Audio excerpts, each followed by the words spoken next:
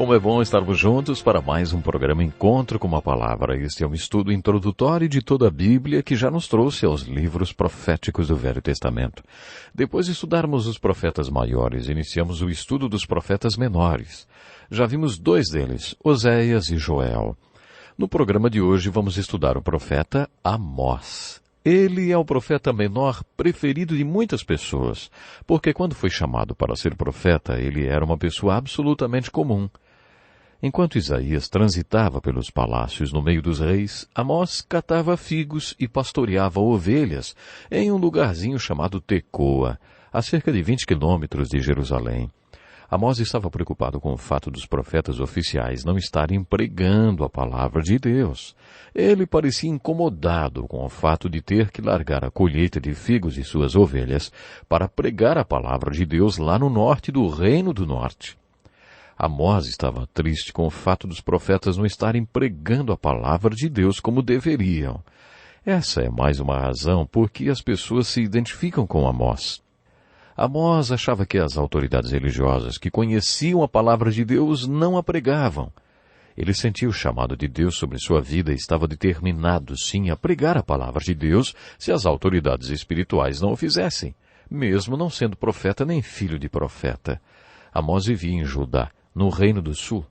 No entanto, ele foi chamado por Deus para pregar para o Reino do Norte de Israel antes que o cativeiro assírio viesse sobre eles.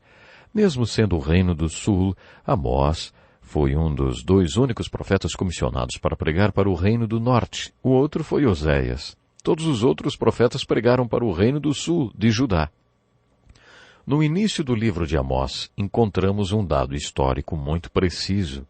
Enquanto você estuda os profetas, tenha em mente a importância de observar quais eram os reis contemporâneos àquele profeta. Às vezes, dados como quando e para quem um profeta estava pregando são muito importantes para que entendamos melhor a pregação do profeta. Seguindo a orientação do Espírito Santo, vários desses livros apresentam em sua introdução dados históricos como datas, local de pregação e público atingido por sua pregação. Esse tipo de informação serve para esclarecer melhor por que o profeta pregou aquela mensagem. Apesar desses dados serem importantes, devemos nos lembrar que o mais importante no estudo dos profetas é descobrir qual é a aplicação prática que podemos tirar daquela mensagem. Lembre-se sempre que o que você procura com a leitura dos profetas menores é uma aplicação pessoal para a sua vida. Lembre-se que os livros que passaram pelo cânon e hoje compõem a Bíblia foram escolhidos porque têm uma mensagem para nós. Através desse estudo você terá uma ideia da estrutura de cada livro, do contexto histórico e outros dados que o ajudarão a compreender melhor a mensagem do livro. O que você deve mesmo buscar com a leitura da Bíblia é uma mensagem para a sua vida. Ore pedindo a Deus que revele a você o que Ele tem a ensinar através de profetas como Amós. Quando estudamos o livro de Amós, observando as informações históricas do seu livro, descobrimos que ele foi mais um profeta que ministrou durante o reinado de Uzias. O rei Uzias do Reino do Sul estava relacionado com vários profetas. Isaías iniciou seu ministério no ano em que o rei Uzias morreu. Isso não quer dizer que Amós e Isaías tenham ministrado juntos. Na verdade, o ministério de Amós precedeu em alguns anos o de Isaías, no início do reinado de Uzias. Houve outros reis, como Jotão, que exercia a corregência junto a Uzias. Nos últimos anos do seu reinado, Uzias contraiu lepra. Tanto o reinado de Acás, o rei ímpio, como o de Ezequias, o rei bom, são citados durante o ministério de Amós. Outro detalhe sobre Amós é que ele começou a ter visões 2 anos antes de um terremoto. Esse terremoto foi tão forte que Zacarias chegou a mencioná-lo 200 anos depois. A citação de todos esses reis e do terremoto auxiliam os estudiosos a posicionar historicamente o ministério do profeta Amós. Com esses dados, concluímos que Amós provavelmente conheceu o profeta Oséias. Temos certeza que os dois são contemporâneos. Pode ser que Amós também tenha conhecido os profetas Jonas e Eliseu. Todos esses dados indicam que no final do ministério de Amós, Isaías e Miqueias eram meninos que devem ter ouvido sua pregação. Seria muito interessante estudar o contexto histórico em que Amós viveu e compará-lo com os dos outros profetas. Nos primeiros versículos do livro de Amós, lemos que ele ministrou durante o reinado de Uzias. Sabe, é importante ressaltar que nesse período Israel era militarmente muito forte e estava vivendo seu apogeu. Uzias foi um bom rei, ele fez um bom reinado e o povo de Israel estava usufruindo de grandes vitórias militares. Eles acreditavam que não havia nenhum inimigo nem ameaça para eles. Os tempos eram de prosperidade, não apenas militar, como também material. Amós menciona essa abundância. As casas de verão, as de inverno, a bela mobília, o rico vestuário, tudo Amós menciona. Essa é a ideia que se tem do Reino do Norte nos dias do profeta Amós. O povo de Deus nos Estados Unidos e em muitos países também usufrui de muita abundância e prosperidade. A mensagem de Amós tem uma aplicação especial para os crentes que estão vivendo sob essa condição. 50 anos depois do ministério de Amós, os assírios invadiram e conquistaram o Reino do Norte. Apesar do povo do Reino do Norte gozar de grande prosperidade nos tempos em que Amós pregou, sua destruição não estava longe de acontecer. Amós estava dizendo era verdade. Só que quando o povo do Reino do Norte ouvia Amós pregando, seus sermões pareceram um verdadeiro delírio. Amós foi um grande pregador. Todos os profetas foram pregadores notáveis. É muito gratificante estudar suas mensagens e ver como elas eram claras. Vimos isso com Oséias e observaremos o mesmo com Amós, principalmente porque Amós foi um simples pastor e colhedor de figos. A pregação de Amós era clara e bem direta. Nos capítulos 1 e 2, observamos que Amós usou de estratégia e diplomacia em sua pregação. Ele começou fazendo uma pregação que os israelitas queriam ouvir. Amós sempre dava as boas notícias primeiro e depois as más. Talvez você já tenha ouvido falar das galés romanas. Durante o Império Romano, eles usavam esses navios de escravos. Alguém batia um ritmo com uma marreta e os escravos tinham que remar no mesmo ritmo. Numa manhã, o capitão do navio disse aos remadores, olha, eu tenho uma boa e uma má notícia para vocês. A boa notícia é que hoje vocês receberão uma porção extra de comida e água.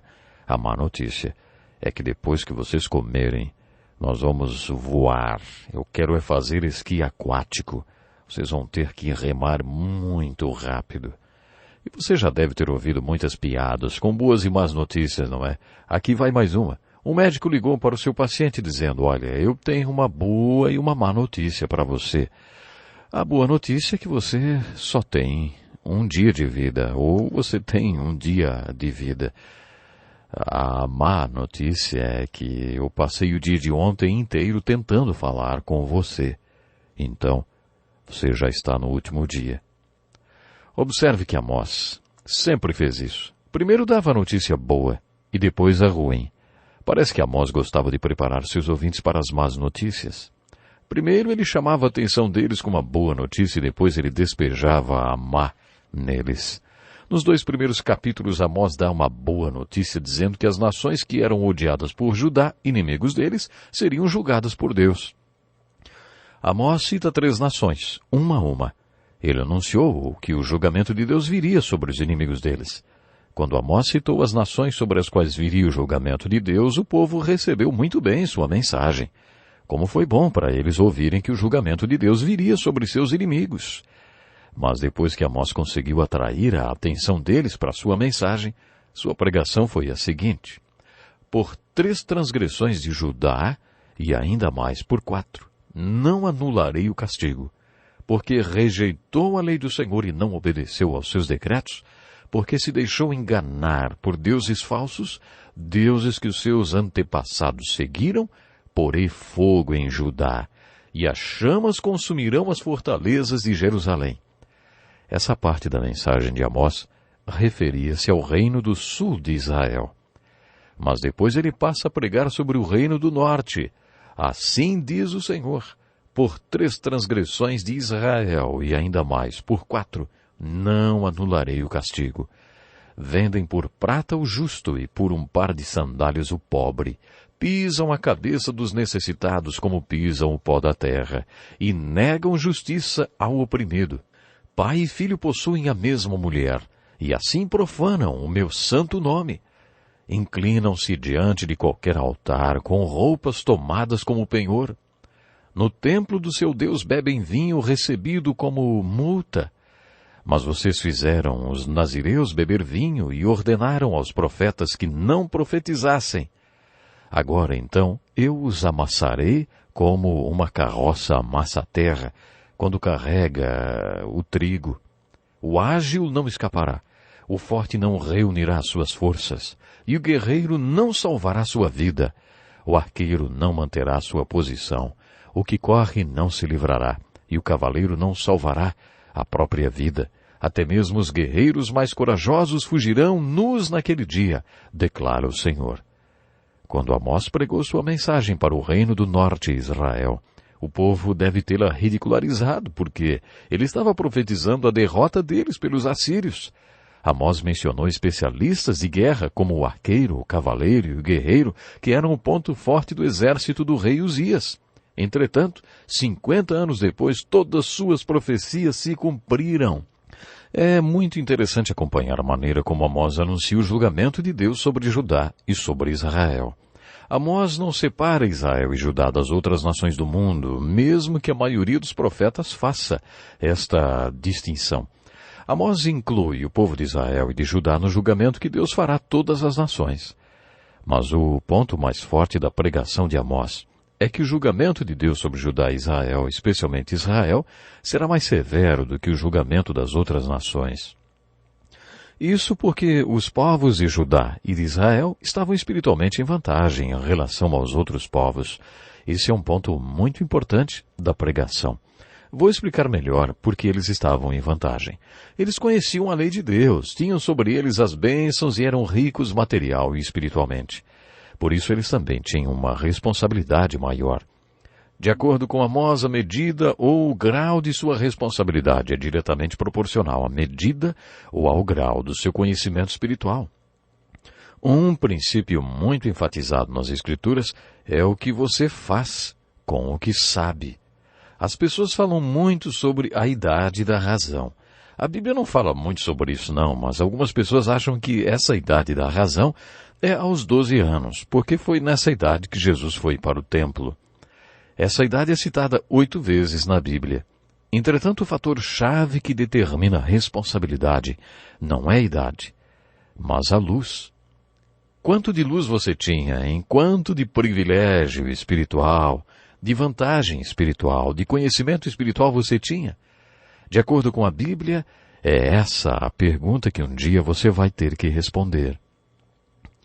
A mensagem tão importante que Amós queria transmitir a Israel é que o julgamento de Deus estava chegando. É claro que essa foi a mensagem de muitos profetas, e essas mensagens vinham em vários pedaços. No início de suas profecias sobre o julgamento de Deus, eles pregaram: se você se arrepender, o julgamento de Deus pode ser desviado. É importante reparar se, quando eles pregavam retorno e restauração, eles estavam pregando para Israel ou para Judá.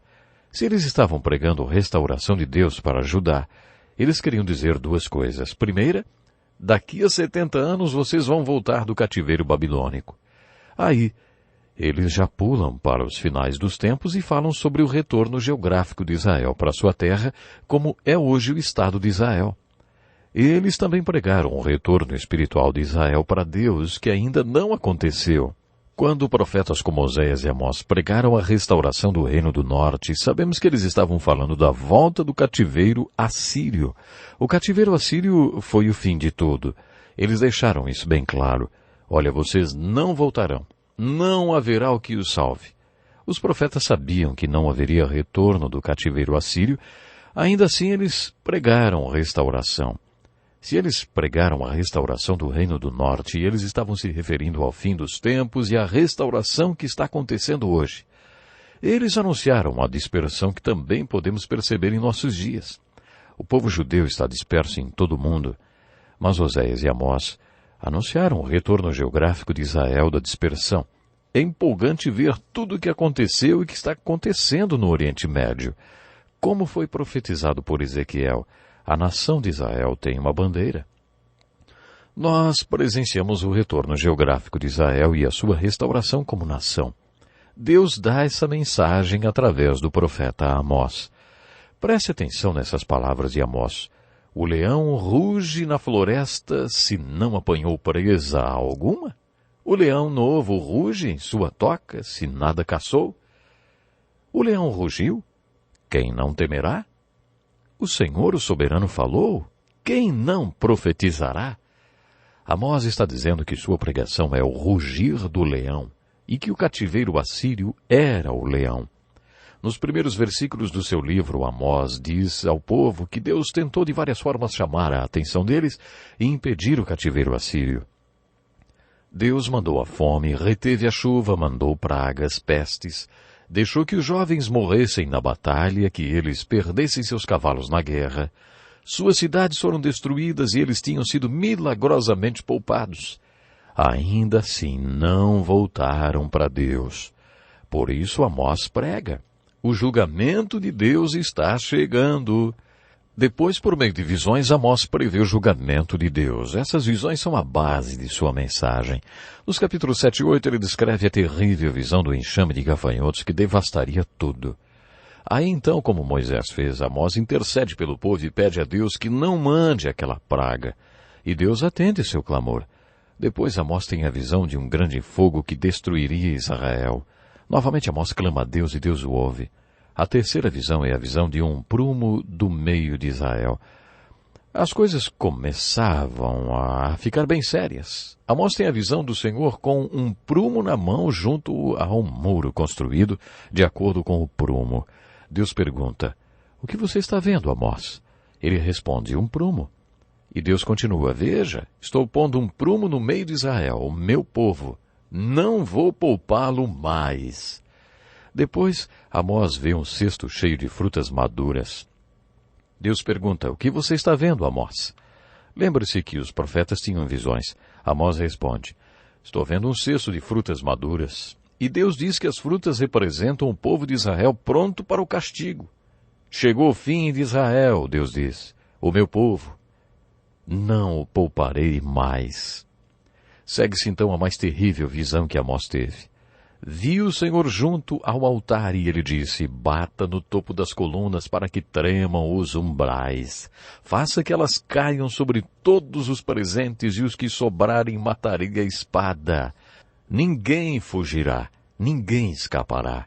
Ainda que escavem até as profundezas, dali a minha mão irá tirá-los. Se subirem até os céus, de lá os farei descer.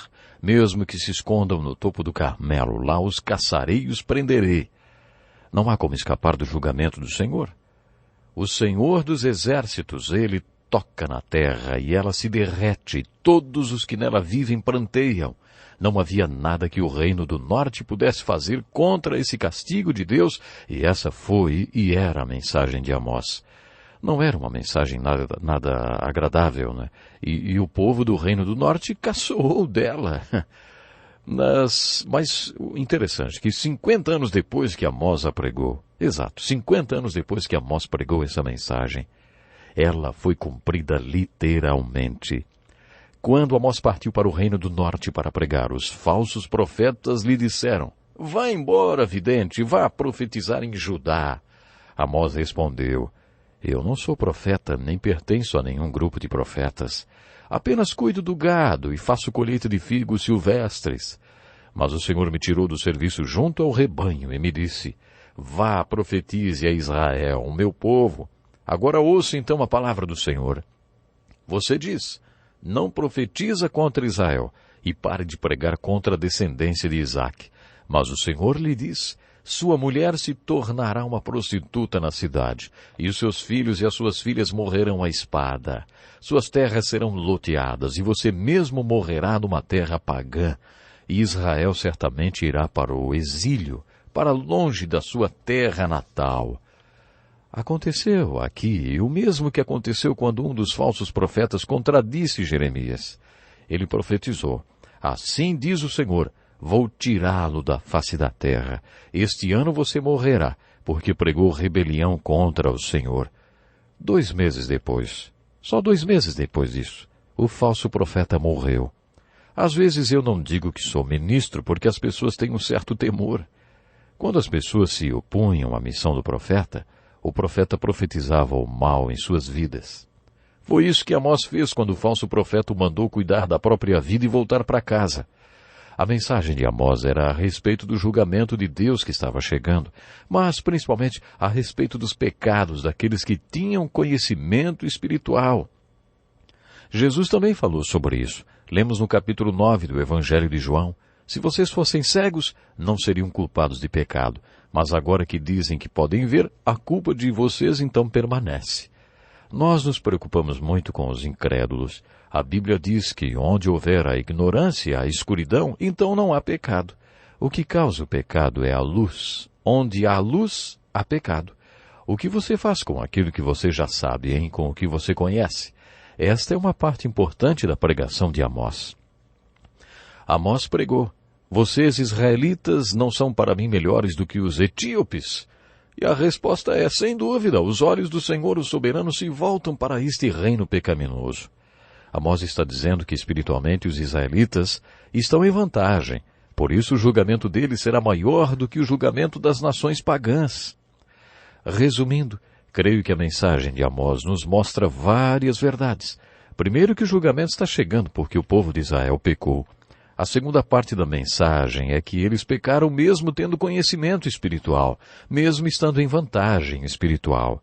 Mas a terceira parte da mensagem é sobre restauração. Naquele dia levantarei a tenda caída de Davi. Trarei de volta Israel, o meu povo exilado. Eles reconstruirão as cidades em ruínas e nelas viverão. É muito empolgante ler sobre a restauração do Reino do Norte, porque ela ainda não aconteceu. Quando lemos sobre essa restauração do Reino do Norte, temos certeza que, assim como o povo voltou do cativeiro babilônico, conforme foi profetizado, essa restauração também acontecerá. Quando ouvimos a pregação de restauração de Oséias e de Amós, renovamos nossa esperança na segunda vinda de Jesus Cristo. Por que hoje tantos se interessam pelas profecias das Escrituras e pelo Oriente Médio? Ora, por causa de Israel. Se você quiser se inteirar das profecias hoje, fique de olho em Israel. Paulo e os profetas do Velho Testamento afirmaram que Deus ainda não acabou seu tratamento para Israel. Já vimos parte do cumprimento da profecia, que é o retorno geográfico de Israel. Mas os profetas também pregaram o retorno espiritual de Israel para Deus. Zacarias afirma que os judeus serão pregadores tão bons que 10 homens agarrarão um judeu pelo casaco e dirão: fale-nos sobre Deus, fale-nos sobre Deus. Isso ainda não aconteceu, mas vai acontecer.